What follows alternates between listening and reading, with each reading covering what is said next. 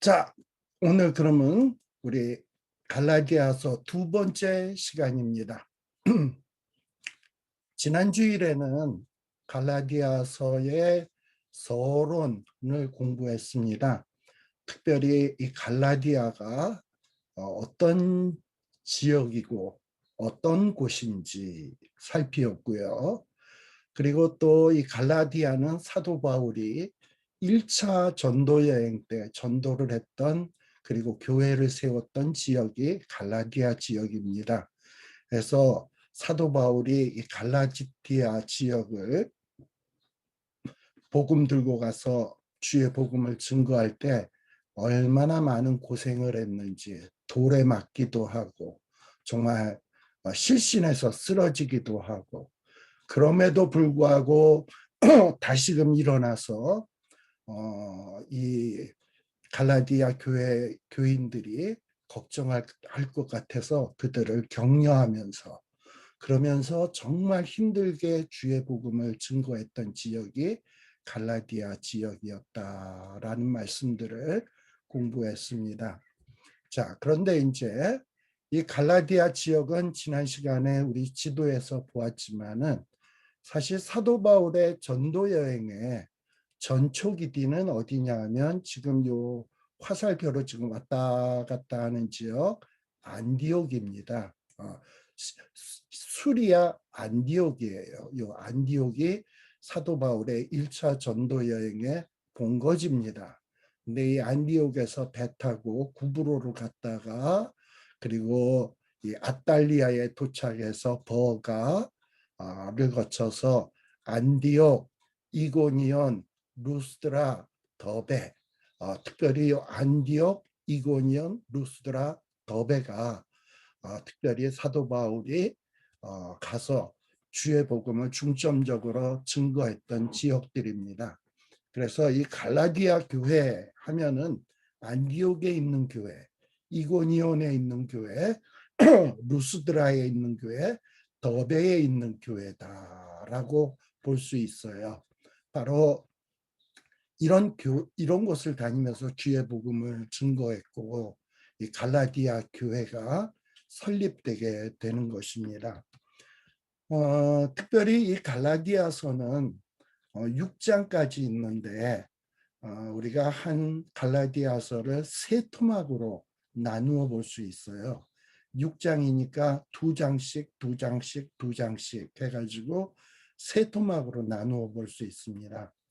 특별히 갈라디아서 1장과 2장은 이 사도 바울이 나도 사도다, 12제자만 사도가 아니라 나도 주님이 세우신 사도다, 그리고 나도 사도적 권위를 갖고 있다 라는 것을 아주 강력하게 변증하는 이런 내용이 갈라디아서 1장, 2장 첫 번째 파트입니다. 또 두 번째 파트는 갈라디아서 3장과 4장인데, 여기서는 사도 바울이 이 전도 여행을 다니면서 증거했던 복음의 핵심 교리, 복음의 핵심 교리가 뭐냐? 의인은 믿음으로 말미암아 살리라. 즉 우리가 의로워지는 것은 어떤 율법으로 말미암아 의롭게 되는 게 아니라, 우리가 의인이 되는 것은 믿음으로 되는 것이고 또 믿음으로 사는 것이다 라는 것을, 이것이 사도 바울의 복음의 핵심이에요. 근데 이 복음이 굉장히 공격을 받고 있었거든. 그래서 왜 우리가 율법이 아닌 믿음으로 의롭게 되어지는가, 이거를 아주 피를 토하는 심정으로 증거하는 내용이 갈라디아서 3장, 4장이다 라고 생각하시면 돼요. 자, 그리고 세 번째 토막은 뭐냐? 갈라디아서 5장과 6장입니다.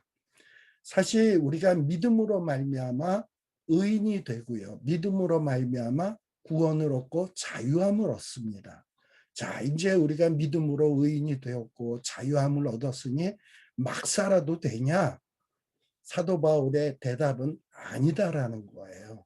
너희들이 분명히 믿음으로 의인이 되고 구원을 받았지만 그리고 자유를 얻었지만 막 살아도 되는 것이 아니라 정말 하나님의 백성답게 하나님 나라의 윤리, 하나님 나라의 이 계명대로 살아야 된다라는 것을 가르쳐 주는 거예요. 그래서 이 믿음으로 말미암아 의로워진 자들이, 자유함을 얻은 자들이 어떻게 하나님의 백성답게 신앙생활을 할 것인가 하는 것을 쭉 설명하는 내용이 바로 5장, 6장이에요.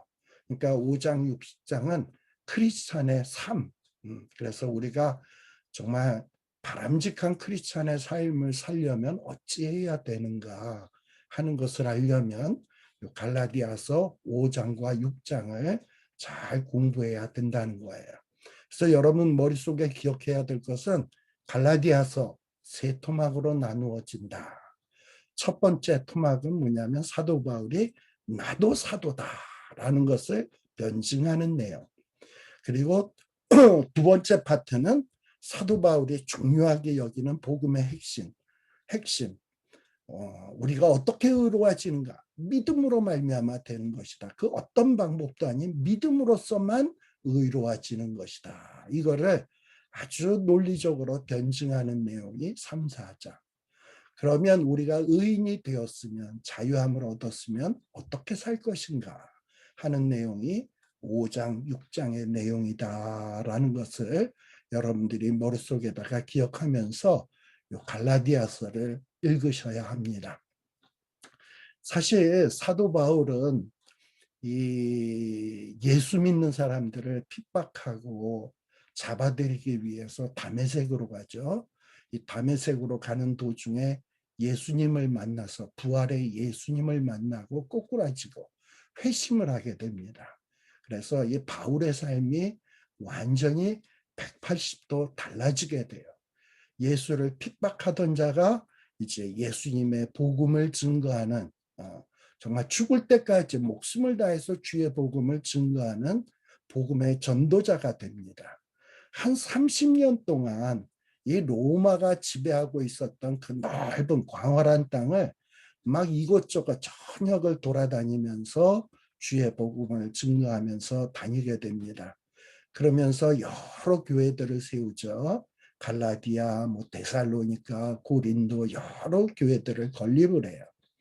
근데 사도 바울은 이렇게 교회를 개척하고 교회를 세우는 것으로 끝나지 아니하고 끝난 다음에 나중에 또 돌아와서 혹은 다른 곳에 있으면서 자기가 이전에 세웠던 교회들을 늘 생각하면서 내가 세웠던 교회가 건강하게 성장하고 있는지, 부흥하고 있는지, 그들이 신앙생활을 잘하고 있는지 늘 관심을 기울이고 그곳에서 들려오는 소식들에 귀 기울이고 있었어요.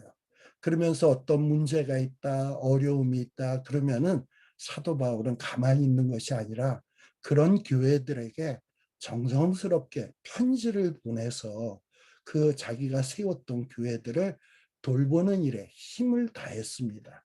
그래서 사도 바울은 여러 교회들에게 서신들을 보내게 되었는데 바로 그 서신서 중 하나가 갈라디아서입니다. 여러 사도 바울의 서신서들이 있습니다만 가장 먼저 쓰여진 것이 바로 갈라디아서다.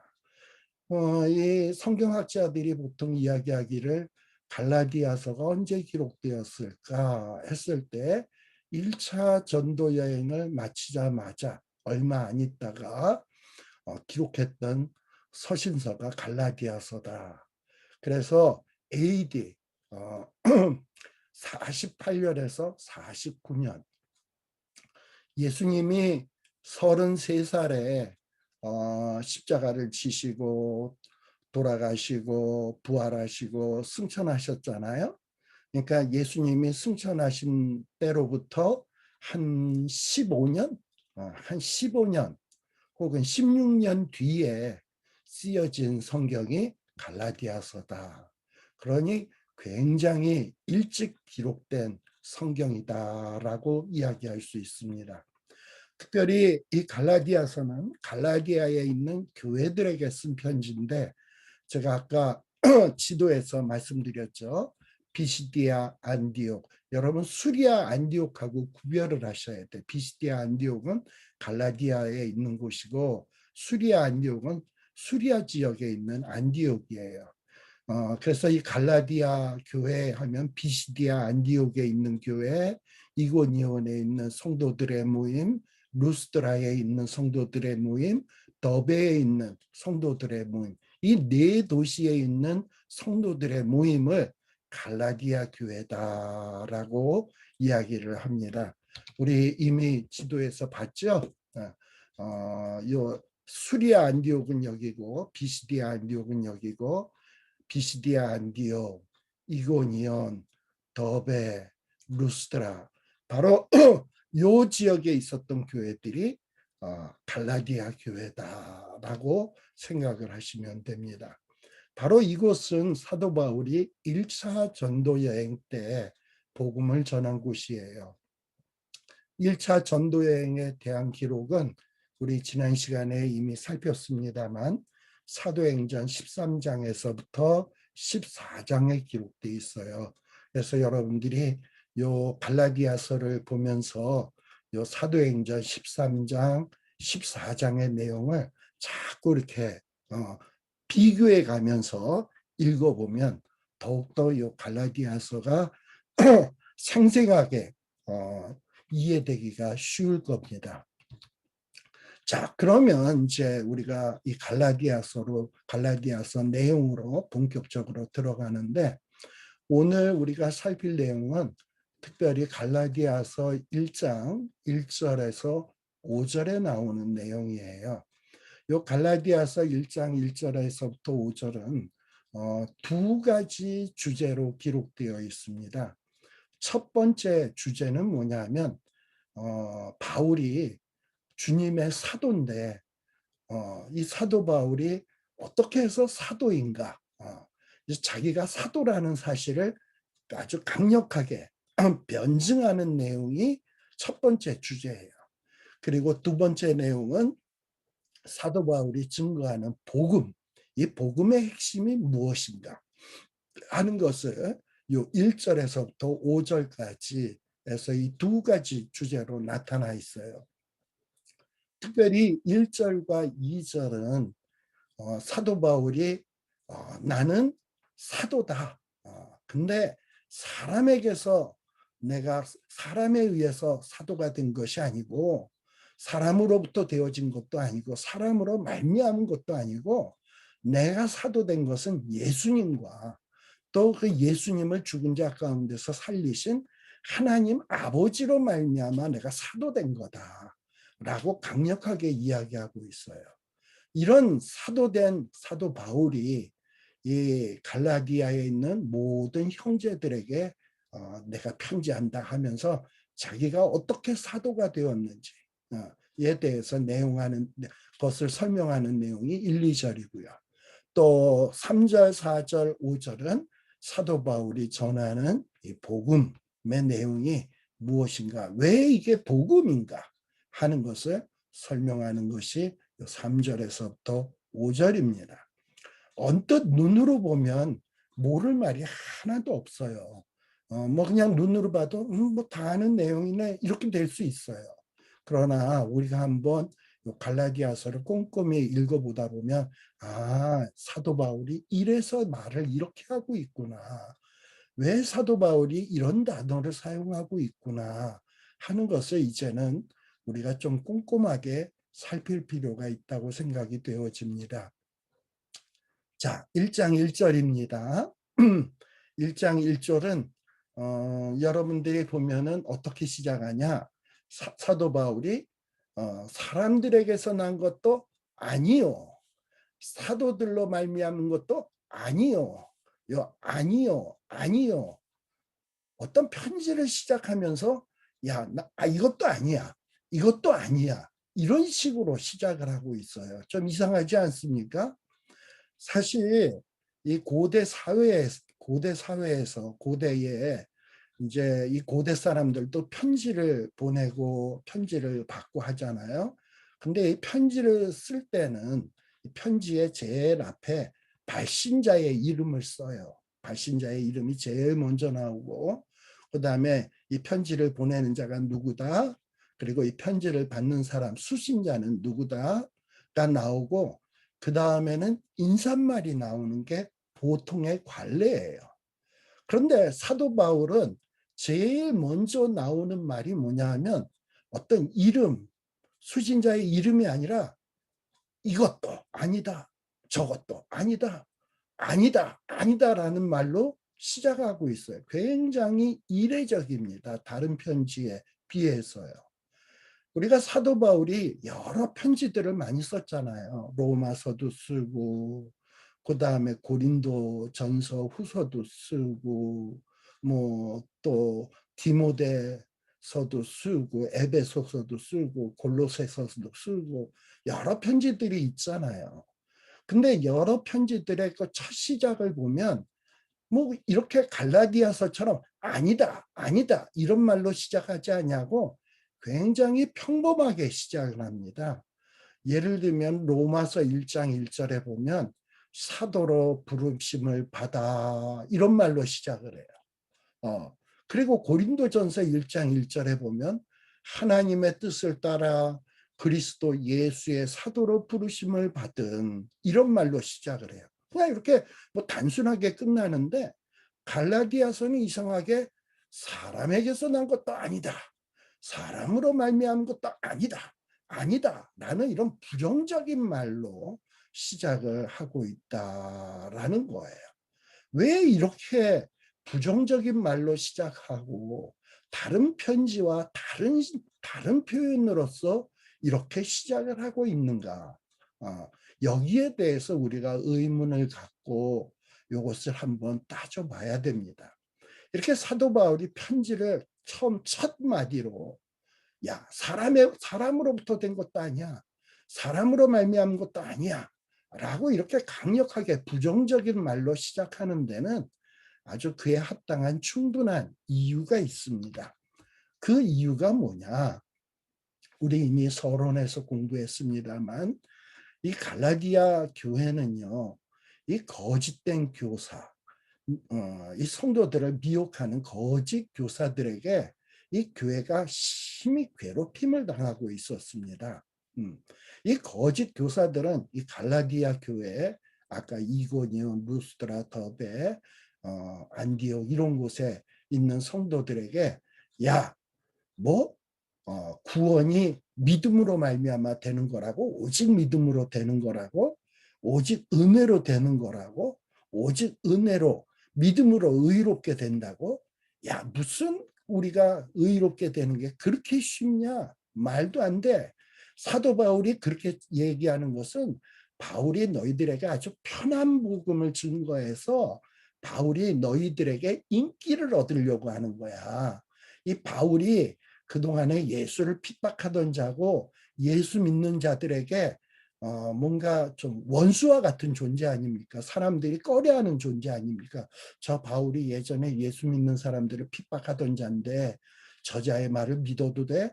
많은 사람들이 바울을 의심하고 바울을 수용하기에는 뭔가 좀 껄끄러운 마음들이 있었잖아요. 그러니까 바울이 너희들의 인기를 얻기 위해서 너희들 공동체 안에 받아들여지기 위해서 너희들이 정말 편하게 신앙생활할 수 있도록 쉬운 복음을 증거해서 인기를 끌려고 하는 거야. 무슨 구원이 믿음으로 오직 믿음 하나만으로 된다고? 은혜로 된다고? 말도 안 돼. 구원을 얻으려면 믿는 믿음 이상의 것이 필요한 거야. 할례도 받아야 되고 율법도 지켜야 되는 거야. 라는 이런 식으로 이 거짓 교사들이 이 갈라디아 교회 교인들에게 자꾸 이렇게 미혹해하는 이런 말을 증거하게 된 거예요.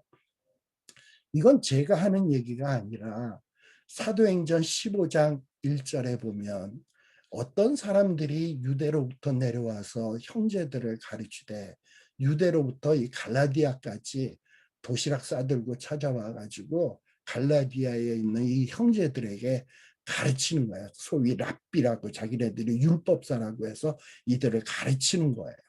그러면서 뭐라고 얘기하냐? 오직 믿음으로 구원 얻는다고 웃기지 마. 모세의 법대로 할례를 받지 아니하면 능히 구원을 얻지 못해. 라고 막 이렇게 증거하는 것이 사도행전 15장 1절이에요. 또 사도행전 15장 5절에 보면 이 바리새파 중에 예수님을 믿는 이런 사람들이 일어나서 야, 이방인도 정말 회심을 했으면 할례 받아야 되고 모세의 율법을 지키는 것이 마땅한 일이야. 할례 안 받고 모세의 율법 안 지키면 안 돼. 막 이런 식으로 가르치는 거예요. 그러다 보니까는 이 갈라디아 교회 교인들이 맞아. 우리가 구원 얻는 것이 오직 믿음으로 얻어 너무 쉬운 것 같아. 뭔가 우리가 하나님의 은혜를 받고 구원을 받으려면 우리도 뭔가 하는 게 있어야지. 뭐 달랑 믿음 하나로 구원을 얻는다고? 아, 이건 좀 그렇다. 쟤네들의 말이 더 맞는 것 같다. 이러면서 많은 이 갈라디아에 있는 성도들이 믿음이 흔들흔들하게 된 거예요. 그래서 이 사도 바울의 복음이 훼손된 겁니다. 여러분들 에베소서 2장 8, 9절에 보면 사도 바울이 이 복음의 핵심을 분명하게 이야기하고 있잖아요. 에베소서 2장 8, 9절 여러분들 암송하는 말씀 아닙니까? 너희가 그 은혜를 인하여 믿음으로 말미암아 구원을 얻었나니 이것이 너희에게서 난 것이 아니요 하나님의 선물이라. 행위에서 난 것이 아니니 이는 누구도 자랑치 못하게 하려 하심이니라. 사도 바울의 복음이 뭡니까? 하나님의 은혜로 믿음으로 말미암아 구원을 얻었다. 행위에서 난 것이 아니다. 이는 누구도 자랑치 못하게 하기 위해서다. 이게 사도 바울의 복음이에요. 그런데 이 유대주의자들이 사도 바울이 증거했던 이 복음의 내용을 막 미혹해하고 망가뜨려 버린 거야. 그리고 여기에서 끝나는 게 아니라 이 사도 바울의 권위 역시 막 훼손시키기 시작을 했어요. 이 사람들이 어떤 메시지를 증거하는 사람을 공격할 때 보면 처음에는 그 메시지를 증거하는 사람들의 그 메시지를 공격을 해. 저자가 증거하는 메시지는 이거는 말도 안 되는 거야. 어떻게 오직 믿음으로 구원을 얻어? 율법을 행해야지. 할례를 받아야지. 처음에 이렇게 메시지를 공격을 해요. 근데 이 메시지 공격하다 이게 잘 통하지 않게 되면 그 다음에는 뭘 공격하냐? 메신저를 공격해요. 그 메시지를 증거하는 이 증거자의 어떤 인격이나 증거자의 성품이나 증거자의 자격이나 이런 거를 공격을 해가지고 그 메신저가 전하는 메시지를 사람들이 믿지 못하게 하고 신뢰하지 못하도록 이렇게 공격을 합니다. 이 유대인들, 이 지금 사도 바울의 복음을 훼손시킨 자들은 어떤 식으로 사도 바울의 권위를 훼손시키고 있느냐? 저 바울이란 친구가 도대체 누구야? 제가 도대체 뭐야? 제가 누군데? 이러면서 아주 경멸적으로 이야기하는 거예요. 저 사도 바울이라는 친구, 제 예수님의 12사도 중 사도 중에 12사도 중에 한 명도 아니잖아. 쟤는 12사도가 아니잖아. 그리고 우리가 알기에는 저 사도 바울은 어떤 누구에게서도 저자가 사도라는 권한을 위임받지 않았잖아. 그냥 자기 혼자서 자칭 사도라고 떠버리는 것 아니야. 그리고 자기가 사람들에게 푸대접받고 의심을 받으니까 자기가 사도다 사도다 이렇게 혼자서 허풍 떠는 거 아니야. 이러면서 사도 바울의 어떤 이 사도의 자격을 막 공격을 하는 거예요. 저는 사도도 아니고 저자는 예수 믿는 자들의 적일 뿐이야. 저자는 아무것도 아니야. 이러면서 사도 바울은 인격적으로 막 경멸을 하는 거예요. 그래서 사도 바울이 증거하는 메시지도 이 갈라디아 교회 교인들이 받아들이지 못하도록 이런 술수를 쓰고 있는 겁니다. 근데 사도 바울은 이렇게 사도 바울 자기 자신을 공격하는 이 사람들의 이 공격의 이유가 뭔지, 그 공격의 본질이 무엇인지를 아주 분명히 알고 있어요. 저들이 왜 내 메시지를 공격하는지, 왜 나의 사도직의 자격을 문제시 삼고 있는지를 분명히 알고 있어요. 그래서 이 사도 바울은 이 갈라디아서 서신서 제일 처음서부터 그냥 뭐 다짜고짜 다른 서신하고 다르게 다짜고짜 내가 사도인 것은 사람으로부터 된 것도 아니고 사람으로 말미암은 것도 아니고 예수 그리스도와 예수 그리스도를 죽은 자 가운데서 살라신 하나님으로부터 말미암아 내가 사도가 된 거다. 그리고 내가 전하는 복음은 은혜의 복음이다. 라고 시작을 하고 있는 거예요. 그래서 이 갈라디아서 1장 1절을 보세요. 다른 서신하고 다르게 내가 사도된 것은 사람들로부터 된 것도 아니다. 사람으로 말미암은 것도 아니다. 오직, 우리말에는 오직이라고 개역 성경에 기록되어 있습니다만 원래 이 오직이라는 말은 헬라어로 알라라는 말을 써요. 이 알라라고 하는 이 접속사는 뭐로 번역될 수 있는 말이냐 하면 however, 그러나 혹은 but 이런 말로 쓸 수 있는 말이에요. 그러나 그러니까 뭐예요? 자기가 사도가 된 것은 사람으로부터 된 것도 아니고 사람으로 말미암은 것도 아니다. 그러나 예수 그리스도와 죽은 자 가운데서 예수 그리스도를 살리신 하나님 아버지로 말미암아 사도된 것이다 라는 거예요. 여기서 사도가 되었다라는 것은 이 사도 바울의 이 사도직의 사도의 자격을 문제시 삼는 사람들은 사도 바울을 사기꾼 취급한단 말이죠. 근데 사도 바울은 뭐라고 얘기하는 거냐면 나 사기꾼 아니다. 나 사도다. 사도된 바울이다. 거짓 교사들은 바울을 사도라고 하지 않아요. 사기꾼이라고 얘기해요. 그러나 바울은 자기를 사도라고 얘기를 하고 있는 거예요. 유대인들은요, 이 사도, 원래 사도하면 헬라어로는 아포스톨로스라는 말을 써요. 아포스톨로스, 보냄을 받은 자라는 말이에요. 보냄을 받은 자. 아포스텔레오에서 나온 말인데 이 사도는 사신을 의미하는 거예요. 특별히 어떤 높은 권위, 왕 같은 자가 왕의 지위를 갖고 있는 자가 왕을 대리해서 심부름시켜서 보내는 거죠.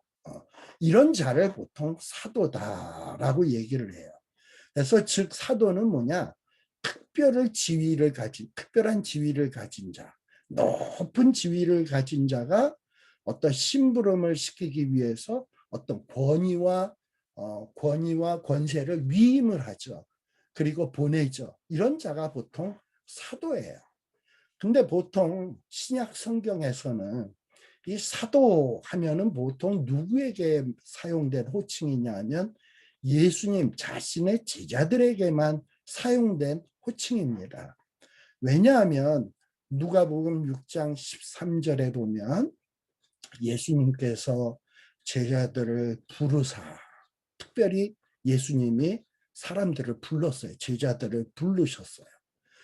아마 제자들 예수님을 따라다니는 사람들은 많이 있었지만 그 중에서 특별히 12만을 택해서 내가 너에게 권위와 권세를 위임한다. 그리고 보낸다. 하면서 그들에게 사도라 칭하셨어요. 그래서 신약 성경에서는 제자들에게 사용되는 호칭입니다. 마가복음 3장 13절에서도 예수님이 산에 오르셔서 특별히 예수님이 아무나 부르신 것이 아니라 예수님이 특별히 원하는 자들을, 자기가 원하는 자들을 부르셨어요.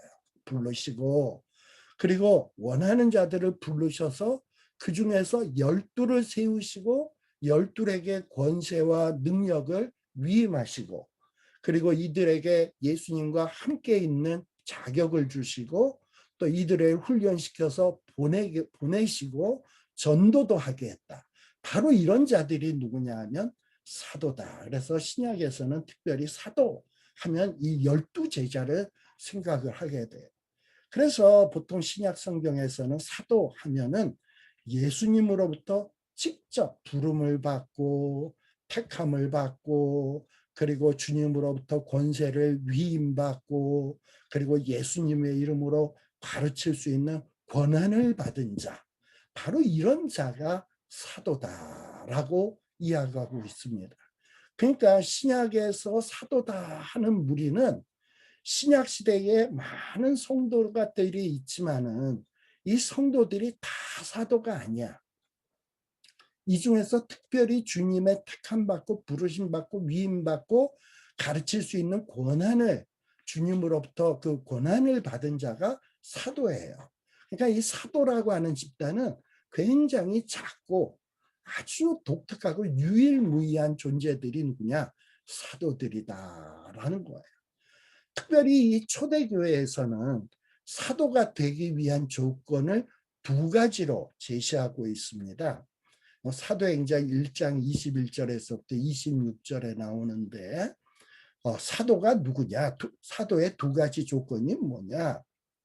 첫 번째는 예수님의 공생애의 사역, 3년 동안 공생애의 사역을 늘 함께 했었어야 돼. 그래서 예수님 공생애에 하신 일들을 봤어야 하고 예수님의 말씀 가르침을 들었어야 하고 또 예수님이 부활하신 것을 목격했어야 하고 이런 조건이 있어야 되고 그리고 또 뭐냐 예수님에 의해서 복음 사역자로 택함받고 권한을 위임받은 자.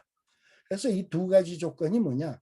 예수 그리스도와 공생애를 함께 했던 자, 그리고 예수님을 목격했던 자, 그리고 두 번째는 뭐냐면 예수님으로부터 권한을 위임받아서 복음 사역자로 택함 받은 자가 사도다. 그렇게 초대교회에서는 규정을 지으게 된 거예요. 자, 그래서 이 사도라고 하는 말은 이 신자 혹은 성도, 형제라는 말하고는 구별되어서 사용되어져야 돼요. 우리가 신자는 많습니다. 성도도 많고요. 형제도 많아요. 그러나 모두 신자, 성도, 형제가 모두 다 사도는 아니다라는 거예요. 사도는 12제자, 12제자. 예수님이 특별히 12를 부르시고 세우시고 고난을 주셨잖아. 그 12이 사도고요. 물론 가룟 유다 빼고 나중에 대신에 마띠아가 12제자 안에 포함되죠. 그리고 이 사도에는 12제자만이 아니라 이 부활하신 그리스도께서 직접 임명하신 다른 한두 명이 또 있어. 그 중에 하나가 누구냐 하면 바울 같은 자예요. 바울도 부활의 주님께서 다메섹에서 나타나서 보여주셨잖아. 그리고 바울에게 권한을 위임하셨잖아. 그래서 바울은 비록 예수님 공생의 기간에 함께하지 않았고 예수님 공생의 기간에 여러 가지 말씀을 가르치고 기적을 행하는 일을 직접 보지는 못했지만 사도 바울은 공생의 기간에 예수님은 직접 보지 못했지만 부활의 주님을 만났거든. 그리고 부활의 주님으로부터 권한을 위임받았거든요. 그래서 사도 바울도 사도가 될 수 있었던 겁니다. 그리고 여기 한두 명이라고 그랬잖아요. 또 이 사도로 또 인정될 만한 사람이 누가 있냐면 우리가 성경에 보면 야고보라고 있죠. 야고보라고 하는 이름을 가진 자가 신약 성경 안에 여럿이 나옵니다. 알페오의 아들 야고보가 있고 세베대의 아들 야고보가 있어요. 그리고 또 한 야고보가 있는데 이건 누구냐 하면 예수님의 친동생 야고보. 예수님의 친동생 야고보는 사실 예수님 공생의 기간 중에 별로 이렇게 예수님을 그렇게 탐탁지 않게 여겼어요. 혹시 저 예수님이 귀신 들려서 귀신을 쫓아내고 막 여러 가지 이적을 행하는 것이 아닌가. 이러다가 예수님이 사람들에게 몰매 맞겠다 그래서 어머니와 함께 예수님을 막 말리려고 했던 자가 야고보입니다. 그런데 이 예수님의 이 동생 야고보가 오순절 성령을 체험하고 난 다음에 이 야고보가 달라졌어요. 완전히 야고보가 달라져 가지고 예루살렘 교회의 담임 목사가 되는 거야. 그래서 예루살렘 교회를 관할하는 돌보는 최고의 지도자가 되었습니다. 이게 바로 야고보야. 그래서 야고보도 사도행전에 보면 거의 이 사도의 반열에 드는 사람으로 등장하는 것을 볼 수 있어요.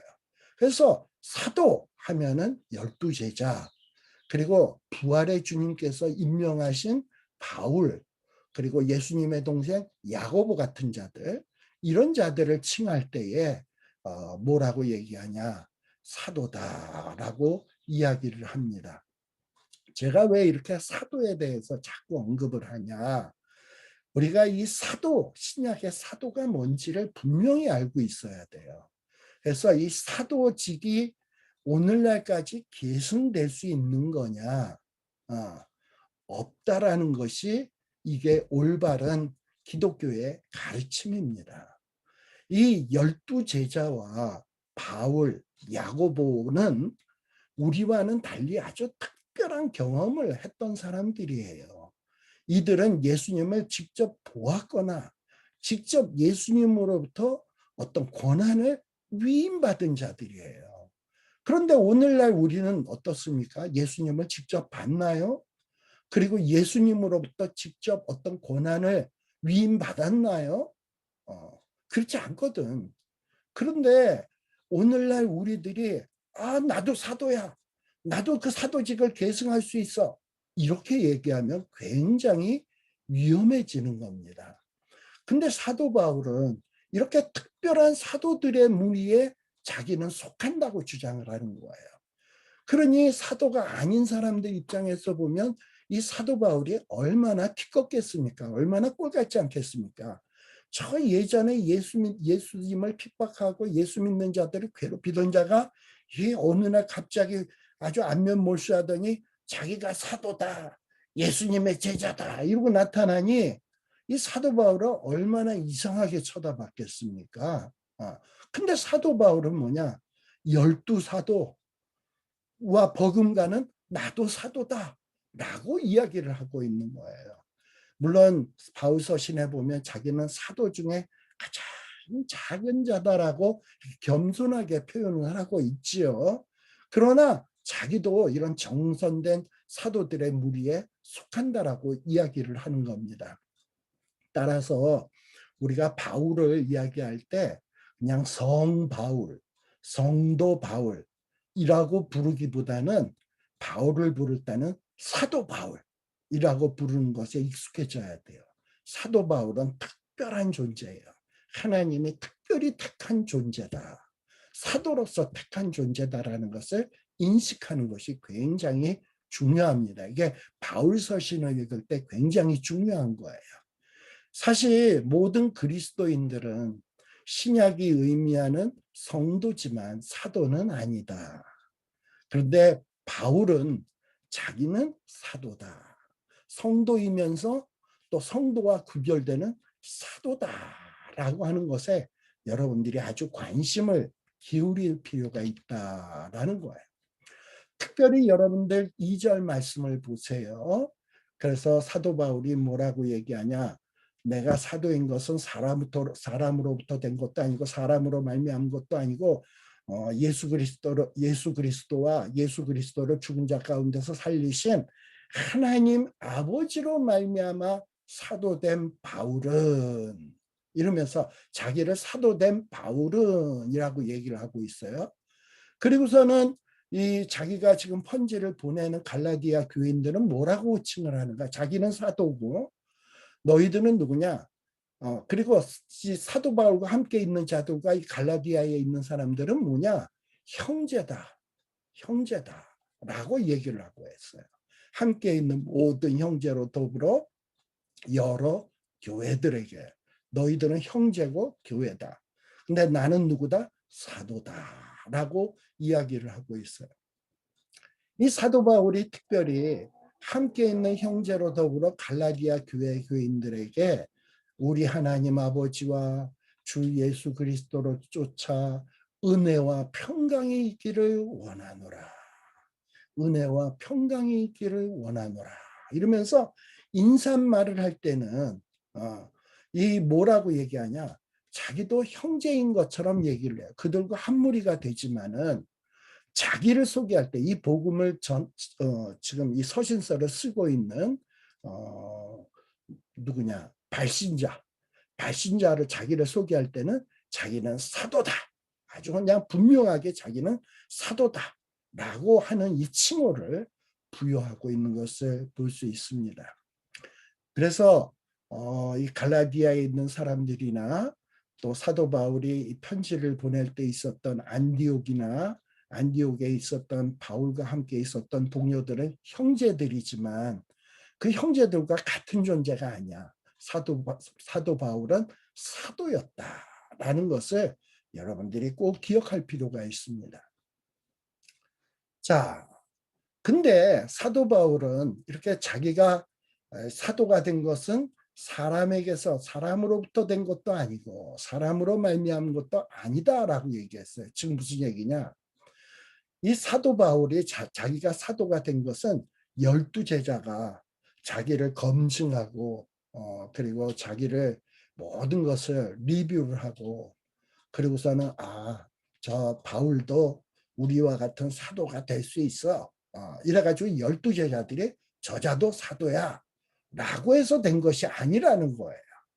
또는 예루살렘 교회나 지금 사도 바울이 1차 전도여행 때 베이스 캠프였던 안디옥 교회 성도들, 그 교회에 있는 성도들이 사도 바울은 사도야 해서 사도로 임명하노라, 임명장 줘서 자기가 사도된 것이 아니라는 거예요. 그러니까 뭐 예루살렘 교회, 안디옥에 있는 교회에 있는 사람들이 암만 훌륭한 뭐 이런 사람들도 다 사람들 아닙니까? 암만 신앙이 좋아도 그런 사람들에 의해서, 사람들의 회의에 의해서, 사람들의 모임에 의해서, 사람들의 인정에 의해서 자기가 사도된 것이 아니다라는 거예요. 예를 들면 그 유대의 사내들인 공회라고 있었잖아요. 이 사내들인 공회는 한 70명 되는 유대의 지도자들로 구성되어 있는데 이 사람들은 자기네들의 그 유대교를 좀 더 확산시키기 위해서 나름 유대 사내들인 공회에서 임명하는 자들이 있어. 그래서 임명해가지고 그들을 이것저것 여행하면서 율법을 가르치고 백성들을 가르치도록 하는 사도들을 임명했어요. 사내들인에서. 자, 근데 이 사내들인에서 임명한 사도들은 누가 세운 거냐? 사내들인에 있는 70명의 교회의 지도자들이 세운 거예요. 이 공식 대표단을 이 사내들인 공회의 이름으로 선임을 한 거예요. 네. 사실 사도행전 9장 1, 2절에 보면 사도 바울도 한때 사도 바울이 사울이었을 때, 그러니까 회심하기 이전에 이 사내들인 공회에 의해서 권한을 위임받은 사도와 같은 역할을 했던 사람이었습니다. 우리가 잘 알다시피 사내들인 공회에 허락을 받아가지고 예수 믿는 자들을 핍박하러 다녔잖아. 일종의 사내들인 공회가 파송한 자로서 역할을 했던 자였어요. 그러니까 사내들인 공회의 사도였던 거지. 사내들인 공회에 의해서 보냄을 받은 자였단 말이에요. 그런데 이런 사울이 예수님을 딱 만나고서는 변화가 되었지. 이제는 사내들인 공회에 의해서 파송되는 자가 아니라 이 사도 사울이 이제는 바울이 되어가지고 예수님에 의해서 또 하나님에 의해서 파송된 자다라는 것을 강조하고 있는 거예요. 또 이렇게 사도 바울이 사도가 된 것은 우리 초대교회 때 아주 신령한 자들이 있었죠. 아나니아 같은 사람. 이 사도 바울이 소경이 되었잖아. 다메섹에서 예수님 만나고 소경이 되어가지고 앞을 못 보고 더듬 이렇게 위고 다닐 때 아나니아가 와가지고 기도해주고 그랬더니 눈에서 비늘 같은 것이 뚝 떨어지고 앞을 보게 되었잖아요. 그러니 아나니아는 얼마나 신령한 사람입니까? 근데 아나니아가 이제 내가 기도하다 보니까 너는 하나님이 택한 자인 것 같으니까 내가 너를 사도로 임명하노라 해서 사도가 된 자가 아니에요. 그리고 이 수리아 안디옥 교회의 지도자가 누가 있었습니까? 바나바가 있었잖아요. 이 바나바가 안디옥 교회를 부흥하고 있을 때 너무 성도들이 늘어나니까 혼자서 교회를 돌보기가 힘들어 가지고 이 부교육자를 데려오죠. 길리기아 다소에서 바울을 데려다가 부교육자로 세우게 되잖아. 그러니까 부교육자로 세운 것은 바나바인지 모르지만, 그렇다고 해서 바나바가, 이 성령에 충만한 바나바가 이 바울을 너는 이제부터 내가 너를 사도로 임명하노라 이러지 않았다 이 말이에요. 그러니까 어떤 인간 중재자를 통해서도 사도 바울이 사도가 된 것이 아니다. 그래서 사도 바울은 자기가 사도가 된 것은 어떤 인간과는 그 누구도 아무런 상관이 없다라고 얘기하는 거예요. 자기가 사도로 위임된 것은 직접적이건 간접적이건 인간에 의한 것이 아니라 전적으로 이것은 예수님, 그리고 죽은 자를 살리신 하나님에 의해서 이루어진 것이다라는 것을 막 거품을 물고 얘기하는 거예요. 왜 이렇게 얘기를 합니까? 제가 아까 얘기했잖아. 메신저인 사도 바울을 공격했다고. 쟤는 12제자도 아닌데, 쟤를 누가 임명했어? 임명한 적도 없는데. 쟤는 자칭 사도야, 자칭 사도. 쟤가 무슨 사도야? 이러고서는 사도 바울의 사도의 자격을 자꾸 문제시 삼으니까 여기에 열받은 사도 바울이 지금 이 갈라디아서를 시작하면서 나는 사람으로부터 된 것도 아니다. 사람으로 말미암은 것도 아니다. 이러고서 아주 강력한 어조로서 이 갈라디아서를 시작하고 있는 거예요. 사람으로부터 된 것도 아니고 사람으로부터 말미암은 것도 아니고 오직 예수 그리스도와 예수 그리스도를 죽은 자 가운데서 살라신 하나님의 아버지로 말미암아 된 것이다 라고 얘기하고 있어요. 사실 12제자가 사도가 된 것은 언제입니까? 예수님이 공생의 기간 중에 많은 따르는 무리 가운데서 특별히 12를 불러서 그들에게 함께 있게 하시고 가르침을 주시고 권한을 주시고 보내시고 하면서 사도로 임명했잖아요. 그래서 사도라 칭하셨잖아. 그리고 그러니까 이 12제자가 사도가 된 것은 예수님이 살아계실 때였어요. 근데 사도 바울이 사도가 된 것은 어떤 예수님에 의해서 사도가 되었습니까? 공생의 기간 중에 살아계시던 예수님에 의해서 사도가 된 것이 아니고 죽으셨다가 영광의 몸으로 부활하시고 그리고 영광의 몸으로 부활 승천에 계시는 그 하나님 우편에 계시는 거의 하나님과 동등하신 그 하나님으로부터 하나님과 동등한 권세를 가지신 예수 그리스도에 의해서 직접 사도로 임명받은 자야. 자, 그러니 물론 예수님 살아 계셨을 때에 임명받은 거하고 영광의 몸으로 부활하신 예수 그리스도가 사도로 부르신 거하고 어느 게 더 파워풀합니까? 그리고 만일에 예수 그리스도가 살아계실 때 사도로 임명하고 죽으셨어. 그리고 부활 안 했어. 만일 그것으로 끝났다면은 예수님이 살아생전에 사도로 세웠던 자들은 그들이 사도로서 뭐 대단한 권위가 있었겠습니까?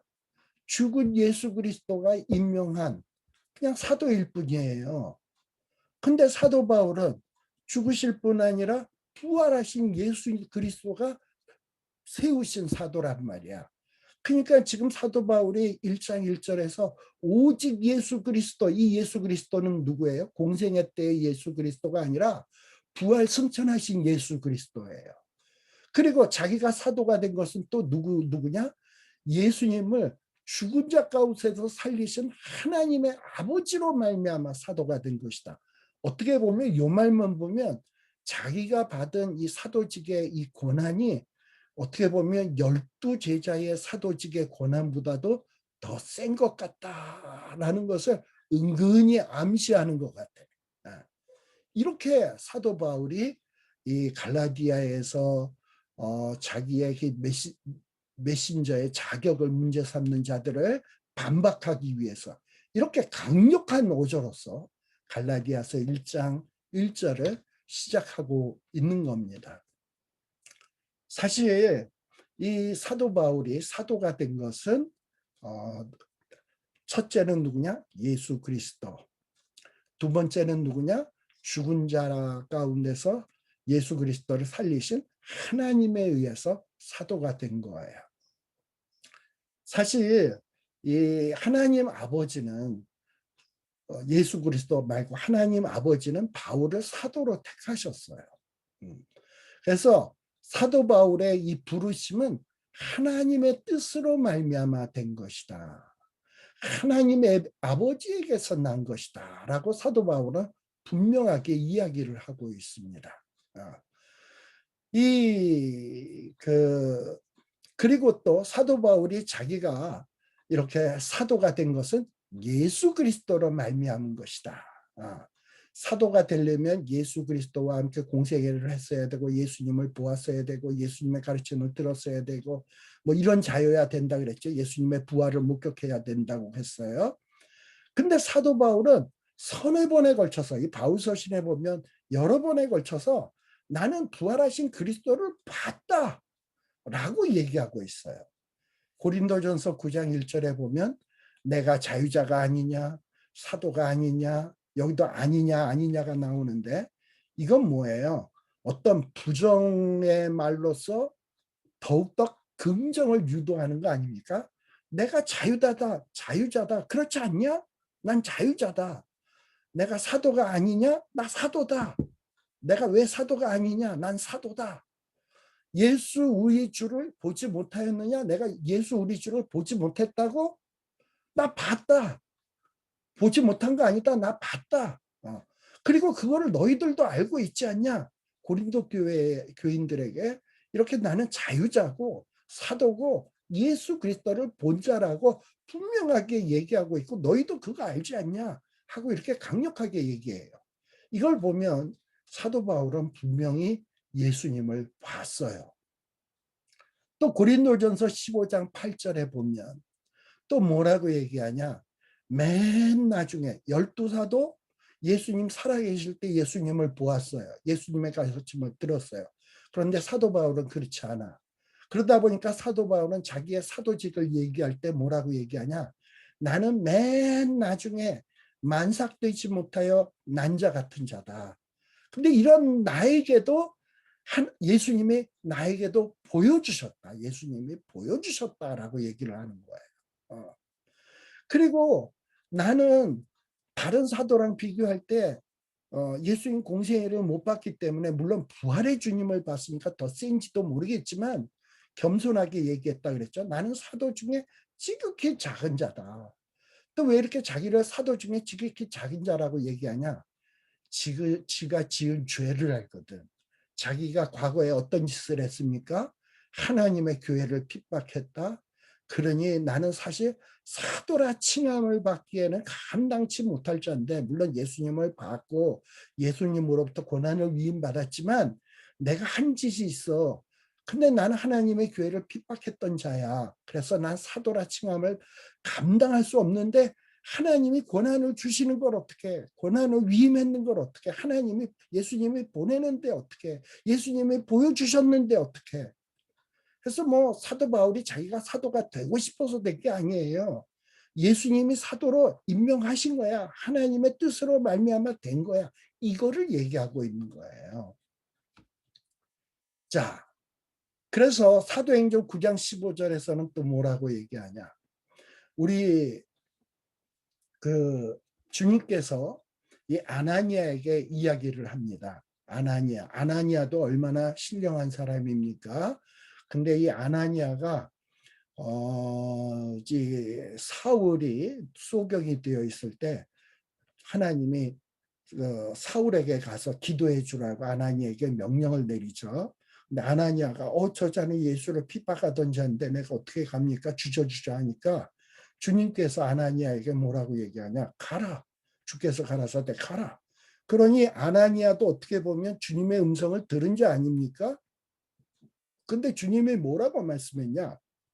이 사람, 지금 소경되어 있는 저 사울은 내 이름을 이방인과 임금들과 이스라엘 자손들 앞에서 전하기 위하여 택한 나의 그릇이다 라고 얘기하는 거예요. 아나니아도 신령하고 정말 신앙이 좋은 자인데 아나니아에게 너는 나의 택한 그릇이라고 얘기하지 않냐고, 그동안 예수 믿는 자들을 핍박한 자였던 이 사울에게 찾아가라. 그리고 저 사울, 정말 그리스도인들의 적 같은 사람인데 저 적 같은 저 사울을 뭐라고 얘기하냐? 저자는 택한 나의 그릇이다라고 임명해 주신 거예요. 이렇게 이 사도 바울은 택한 그릇이에요. 뭘 위해서 택했냐? 주님의 이름. 주님이 누굽니까? 주님은 복의 근원 강림하사 찬송하게 합소서. 예수님은 복의 근원이에요. 근데 이 복의 근원이신 예수님의 이름을 이방인 그리고 임금들 이스라엘 자손들 앞에 누군가가 증거를 해줘야 이방인들과 이 이방 세상에 있는 임금들과 또 이스라엘 자손들이 복을 얻을 수 있잖아요. 전해주는 자가 이 예수님의 이름을, 예수님의 가르침을 전해주는 자가 있어야 그들이 복을 받을 수 있잖아요. 누군가가 복음을 전하는 그 일을 감당해야 돼. 근데 그 일을 감당하도록 택하신 하나님의 특별한 그릇이 있는데 그게 누구냐? 바울이라는 거예요. 그러니까 하나님은 이제 우리 마태복음에서 아브라함과 다윗의 자손 예수 그리스도의 세계라라고 얘기를 했어요. 하나님은 이 땅 위에 복을 주시기 위해서 특별히 누굴 택했냐? 아브라함을 택했어요. 그리고 또 누굴 택했냐? 다윗을 택했어요. 그래서 그 씨를 통해서 이 땅 위에 복이 충만하게 펼쳐지게 하는 방식을 벌써부터 계획하고 있었어요. 그런데 이렇게 아브라함과 다윗의 씨를 통해서 이 땅 위에 복이 편만해지기 위해서는 누군가 복의 근원이신 예수 그리스도를 전파하고 예수 그리스도의 가르침을 증거하는 자가 있어야 돼. 그 일을 감당하기 위해서 택한 그릇이 누구냐? 바로 이것이 사도 바울이다라는 거예요. 창세기 12장에 보게 되면 뭐라고 돼 있습니까? 12장 2, 3절에 보면 하나님은 아브라함을 불러서 큰 민족을 이루게 하겠다. 그리고 아브라함에게 복을 주어서 이름을 창대케 하겠다. 그리고 너는 복의 근원이 된다.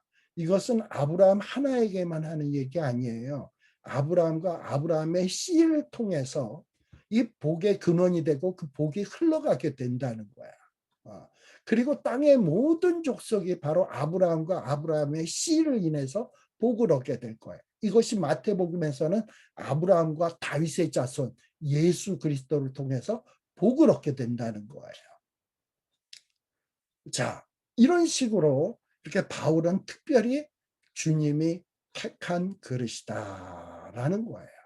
자, 근데 이게 사도행전 26장에도 보게 되면 26장 14절에서부터 16절에 보면 이제 사도 바울이 그 다메섹으로 가다가 예수님을 만났던 장면을 회고하면서 기록한 내용이 사도행전 26장 14절에서부터 16절이에요. 자, 근데 특별히 여기에서 16절에 보게 되면 뭐라고 얘기하냐? 이 사도 바울이 예수님을 큰 빛을 보고 눈이 멀어서 그냥 자빠져 있으니까 예수님이 말씀하시기를 일어나 내 발로 서라. 그러면서 이 부활하신 영광의 주님이 이 바울에게 사울에게 나타난 것은 내가 사울 너가 나를 본 일. 자, 예수님도 뭐라고 얘기하는 겁니까? 너가 나를 보았다. 그리고 장차 내가 내게 나타날 일에 너로 사왕과 증인을 삼으려 함이다. 그러니까 너 사울을 나의 종으로 삼기 위함이다. 그리고 나의 증인으로 삼기 위함이다. 무슨 얘기입니까? 예수님이 이 바울을 사도로 삼았다라는 거예요. 그러면 예수님이 이 바울을 사도로 삼아서 뭘 하겠다는 거예요? 26장 17절. 이것은 어떻게 보면 창세기 아까 12장 2, 3절하고도 연관된 말씀이에요. 뭐라고 얘기냐? 이스라엘과 이방인들에게서 내가 너를 구원하여 특별히 이제 너를 사도로 삼아서 너를 보내는 이유는 뭐냐 하면 이 이스라엘 사람들의 눈, 또 예수를 안 믿는 사람들의 눈을 뜨게 해서 어두움에서 빛으로 사단의 권세에서 하나님께로 돌아가게 하고 죄사함과 나를 믿어 거룩해 된 무리 가운데서 기업을 얻게 하리라 하더이다. 자, 예수를 안 믿는 사람들이 이제 죽을 수밖에 없는데 그들이 어두움에서 빛으로 사단의 권세에서 하나님께로 돌아가고 죄사함을 받고 거룩하게 되고 기업을 얻게 되는 것이 뭡니까? 복을 얻게 되는 거잖아. 이 복이 누굴 통해서 이루어져요? 예수님이 복의 근원이니까. 근데 예수님이 복의 근원인데 이 예수님을 누가 증거를 해줘야 믿고 이런 복을 얻을 거 아니에요. 그러니까 이것을 증거하기 위해서 택한 그릇이 누구냐? 바로 이것이 바울이다라는 거예요. 그래서 바울이 해야 될 일이 뭐냐? 너는 이제 예수님을 본 것, 예수님에게 배운 것을 가지고 가서 사람들의 눈을 뜨게 해라. 어두움에서 빛으로 사단의 권세에서 하나님께로 돌아가게 해라. 그리고 죄사함과 나를 믿어 거룩해 된 무리 가운데서 기업을 얻게 하라. 이런 어떤 사명을 받은 사도다라는 겁니다. 왜 이렇게 사도 바울이 이렇게 자기가 사도라는 사실을 이렇게 강력하게 이야기하고 있는가? 뭔가 자기의 사도직이 흔들리면 자기의 위신이 이게 말도 안 되니까 그래서 그랬는가? 아니면 자기가 사도다 해서 막 권위를 내세우고 허풍을 떨기 위해서 그랬는가? 절대 아닙니다. 그리고 사람들이 막 사도 바울의 이 사도직을 사도의 자격을 공격한 이유는 뭡니까? 뭐 홧김에 그랬을까요? 아니에요. 이렇게 사람들이 이 바울의 사도의 자격을 막 공격한 이유는 이 사도 바울을 깎아내리기 위함보다는 사도 바울이 증거하는 메시지, 이 복음의 내용을 훼손시키기 위해서 사도 바울도 훼손시키는 거예요. 메신저도 공격을 하는 거야. 메시지를 공격하기 위해서 메시지도 공격하는 거야. 이거를 알고 있는 사도 바울은 야, 메신저인 내가 공격을 받으면 내 위신이 깎이는 것도 문제지만 그건 문제도 아니고 진짜 중요한 건 내가 이렇게 공격을 받고 내 자격이 공격을 받으면 내가 증거하는 이 엄청나게 귀하고 귀한 이 하나님의 메시지가 훼손되게 돼. 나 같은 거 뭐 공격받는 건 아무것도 아닌데 이 메시지가 공격받으면 난 이건 참을 수가 없어. 이게 사도 바울의 마음입니다. 여러분, 우리들이 목숨을 걸어야 되는 문제가 있어요. 사람들이 나를 공격하는 거는 참아도 돼요. 그리고 모욕당해도 돼. 근데 내가 증거하는 진리, 이 복음, 이것이 공격받는 거에 대해서는 여러분들이 분개를 하셔야 돼. 분개를 하시고 이 내 복음을 파수하려고 하는 이런 열정적인 마음을 우리들이 가지셔야 합니다. 이렇게 사도 바울이 만일에 예수 그리스도의 사도가 아니라고 사람들에게 막 이렇게 인정되기 시작하면 많은 사람들은 사도 바울이 증거하는 그 귀하고 귀한 복음을 거부할 거예요. 제가 뭔데 저 말을 증거해? 저 말을 믿을 수 있어? 저게 복음이야? 저거 믿을 수 있어? 거부했을 거예요. 바로 바울은 그것을 견딜 수가 없었던 거예요. 그래서 이 사도 바울이 강력하게 자기 사도직을 변호하려고 했던 것은 바로 그리스도의 권위에 따른 그리스도의 복음의 메시지가 훼손되는 것을 참을 수 없었기 때문이다. 그래서 그 메시지를 변호하기 위해서 자기 사도적 권위를 변호하고 있는 것이다 라는 것을 여러분들이 좀 기억할 필요가 있습니다. 자, 요쯤 얘기하고요. 잠시 한 3분간 쉬었다가 우리 또 살피도록 하겠습니다. 잠깐만요. 이렇게 가다 보면 그냥 끝까지 가